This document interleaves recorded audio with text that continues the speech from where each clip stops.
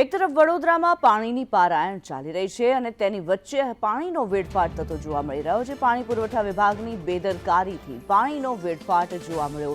બાપોદ વિસ્તારમાં પાણીના વાલ્વમાં લીકેજ થયું છે। વાલ્વ લીકેજ થતા રોડ પર પીવાનું પાણી ફરી વળ્યું। એક બાજુ પાણી માટે કકળાટ તો બીજી બાજુ પાણીનો વેડફાટ થતા જે અલગ અલગ દ્રશ્યો સામે આવ્યા।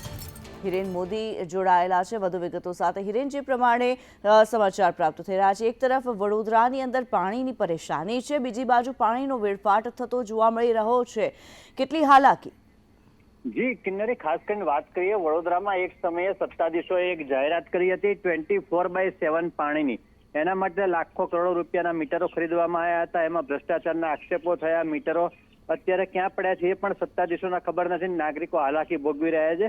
ઉનાળાની શરૂઆતથી જ પાણીના મોરચા શરૂ થઈ ગયા છે, માટલા ફોડવાની શરૂ થઈ ગઈ છે, તેમ છતાં તંત્ર આંખ આડા કાન કરી રહ્યું છે।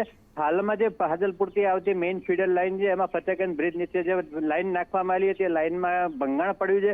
એ ભંગાણને અત્યારે સમારકામની કામગીરી કરવાને લઈને આજ સાંજથી આવતીકાલે સાંજ સુધી પાણી પુરવઠો બંધ રાખવામાં આવ્યો છે એવી જાહેરાત કરવામાં આવી છે અને ત્યારબાદ ઓછા પ્રેશરથી પાણી આપશે।